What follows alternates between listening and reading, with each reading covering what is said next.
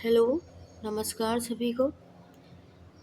तो संस्कृत साहित्य के इतिहास के बारे में हम जान रहे थे। भाग 2 को लेकर आई हूँ मैं। भाग 2 की प्रश्नोत्तरी, संस्कृत साहित्य का इतिहास। तो करते हैं आरंभ बिना समय गवाए हुए। साहित्य शास्त्र के मुख्यतः 6 संप्रदाय माने गए हैं।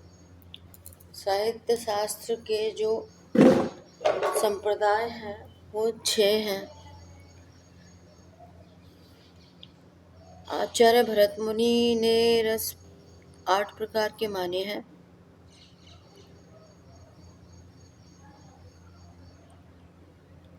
अलंकार शास्त्र भामाजी की रचना है। रीति संप्रदाय वामन जी की है। वक्रोक्ति संप्रदाय आचार्य कुंतक जी की है। ध्वनि संप्रदाय आनंद वर्धन जी की है। औचित्य संप्रदाय क्षेमेंद्र जी की है। ध्यान से सुनिएगा, मोस्ट इम्पोर्टेंट है। ये संस्कृत साहित्य का इतिहास पूछा जाता है TGT, PGT, LT grade, TET, इन सभी में बहुत महत्वपूर्ण प्रश्नोत्तरी है ये। तो भारतीय दर्शन की शाखाओं के बारे में जानेंगे। 2 शाखाएं हैं भारतीय दर्शन की, आस्तिक और नास्तिक। पूछा जाए कि भारतीय दर्शन की शाखाएं कितनी हैं, तो एक आस्तिक है और दूसरी नास्तिक है। 2 प्रकार की हैं। आचार्य मम्मट ने काव्य गुण कितने माने हैं पूछ लिया जाए तो आचार्य मम्मट जो थे उन्होंने काव्य गुण 3 माने हैं। अब जानेंगे दर्शन और प्रवर्तक आचार्यों के नाम। एक साइड हम जैसे कॉलम बना लें तो एक साइड हम दर्शन हेडिंग डाल दें, एक साइड प्रवर्तक आचार्य, और बीच में एक लाइन खींच के दोनों साइड हम लिख सकते हैं। अगर हमें, या फिर 2-3 बारी आप वीडियो सुन लोगे तो आपको याद हो जाने वाली चीज़ें हैं। सांख्य दर्शन कपिल आचार्य, सांख्य दर्शन है कपिल जी का। योग दर्शन है पतंजलि जी का। न्याय दर्शन है गौतम जी का। वैशेषिक कणाद हैं, वैशेषिक के कणाद जी। पूर्व मीमांसा जैमिनी जी की है। उत्तर मीमांसा बादरायण जी की है। चारवाक जी की ही है। बौद्ध गौतम बुद्ध जी की है। जैन ऋषभदेव महावीर जी की है। जैन ऋषभदेव महावीर स्वामी जी की। गीता में वर्णित शंख जानेंगे। गीता में वर्णित शंख और उनके देवताओं के बारे में। देव कौन से हैं और उनके शंख कौन से हैं। तो देवता हैं, देवता और शंख के बारे में जानेंगे। तो श्री कृष्ण जी का है पांचजन्य। अर्जुन जो है उनका है देवदत्त।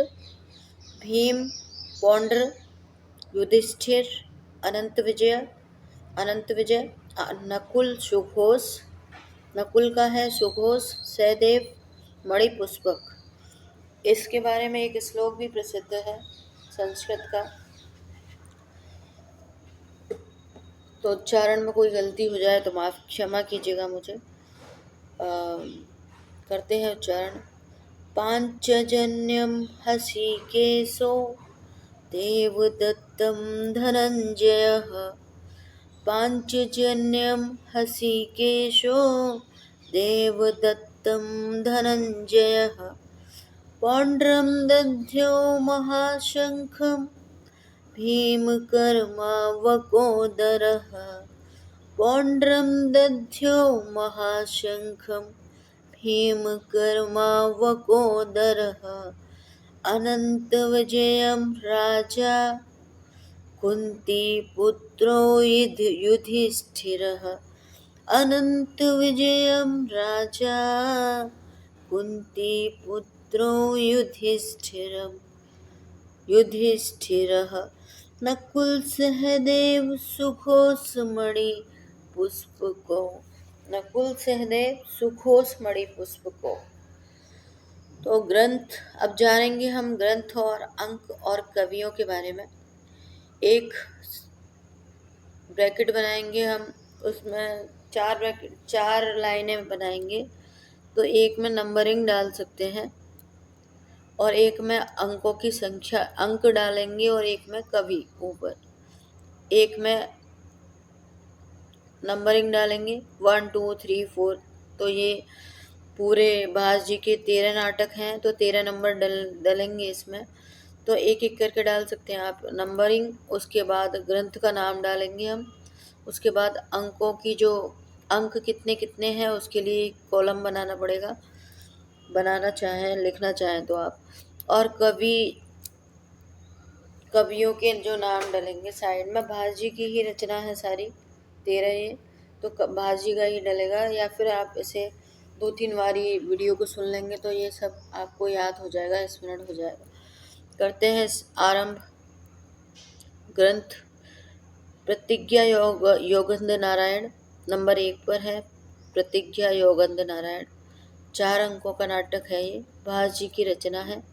स्वप्न वासव दत्तम ये 6 अंकों का नाटक है, भास जी की रचना है। अरुभृंडगम एकांकी है ये, भास जी की रचना है। दूतवाक्यम एकांकी है, भास जी की रचना है। पंचरात्रम ये 3 अंकों का नाटक है, 3 अंकों का है, ये भी भास जी का है। बालचरितम ये 5 अंकों का है, ये भी भास जी का है। दूत घटोत्कचम एकांकी है, भास जी का है। कर्णभारम एकांकी है, भास जी का है। मध्यम व्यायोग एकांकी है, ये भी भास जी का है। प्रतिमा नाटकम ये 7 अंकों का है, ये भास जी का है। अभिषेक नाटकम ये 6 अंकों का है, ये भी भास जी का है। 12 नंबर पर है अभिमारकम, ये 6 अंकों का है, ये भी भास जी का ही है। 13 पर है चारुदत्तम, ये 4 अंकों का है, ये भी भास जी का है। तो भास जी के कुल 13 नाटक हैं। सभी को ये संख्या तो पता ही होगी कि 13 नाटक हैं भास जी के। बृहत्रयी के अंदर क्या आता है और लघुत्रयी के अंदर क्या आता है, ये प्रश्नोत्तरी मोस्ट इम्पोर्टेंट है, पूछी जाती है एग्जाम्स में। तो एक कॉलम आप बना लीजिए बृहत्रयी का, अगर नोट्स लिखना चाहें तो, या फिर ध्यान से सुनिएगा। लघुत्रयी का दूसरा कॉलम। तो बृहत्रयी में ग्रंथ और कवियों के नाम बताऊंगी मैं, और लघुत्रयी में भी यही है सेम। तो किरातार्जुनीयम है, नंबर 1 पर है। बृहत्रयी में किरातार्जुनीयम शिशुपाल वधम नैषधीय चरितम। तो किरातार्जुनीयम भारवी जी की रचना है, सभी जानते हैं। भारवी जी अर्थ गौरव के लिए प्रसिद्ध है। शिशुपाल वधम माघ जी की है, और नैषधीय चरितम श्री हर्ष जी की है। किरातार्जुनीयम में 18 सर्ग हैं, सभी जानते होंगे, नहीं जानते हैं तो ध्यान से सुन लीजिए। किरातार्जुनीयम में भारवी जी की रचना है, 18 सर्ग हैं। और शिशुपाल वधम में माघ जी की रचना है, ये 20 सर्ग हैं। नैषधीय चरितम श्री हर्ष जी का है, इसमें 22 सर्ग हैं, सर्गों की संख्या 22 है। लघुत्रयी के बारे में जानेंगे। लघुत्रयी में 3 आते हैं काव्य। रघुवंश महाकाव्यम कालिदास जी की रचना है, 19 सर्ग हैं इसमें। कुमार संभवम कालिदास जी की रचना है, ये भी, इसमें 17 सर्ग हैं। मेघदूत महाकाव्यम ये भी कालिदास जी की रचना है। पूर्व मेघ और उत्तर मेघ 2 भागों में है ये, उत्तर मेघ और पूर्व मेघ और उत्तर मेघ, तो दोनों ही ये भी कालिदास जी की ही रचना है। तो बृहत्रयी किसको बोला जाता है? बृहत्रयी किरातार्जुनीयम शिशुपाल वधम नैषधीय चरितम। किरातार्जुनीयम में 18 सर्गों की संख्या है, भारवी जी का नाटक है। शिशुपाल वधम माघ जी का है, 20 सर्गों की संख्या है। नैषधीय चरितम श्री हर्ष जी का है, 22 सर्ग हैं इसमें। लघुत्रयी में रघुवंश महाकाव्य कालिदास जी की रचना है, 19 सर्ग हैं। कुमार संभवम कालिदास जी की रचना है, 17 सर्ग हैं। मेघदूतम कालिदास जी की रचना है, 119 श्लोक हैं इसमें टोटल, पूर्व मेघ और उत्तर मेघ को मिला करके। 121 मल्लिनाथ जी ने माने हैं, पर 6 विक्षिप्त हैं इसमें। और जैसा कि विद्वानों का मानना है कि इसमें 119 श्लोक जो हैं उत्तर में और पूर्व में मिला करके, तो वो ही कालिदास जी ने लिखे थे। बाद में जो 6 जोड़े गए थे, 121 बताते हैं मल्लिनाथ जी, तो उसके अकॉर्डिंग वो किसी कवि ने आके बाद में जोड़ दिए हैं। तो कालिदास जी ने तो 119 ही मेघदूत में, दोनों पूर्व मेघ और उत्तर मेघ में मिला करके यही थे उनके श्लोक।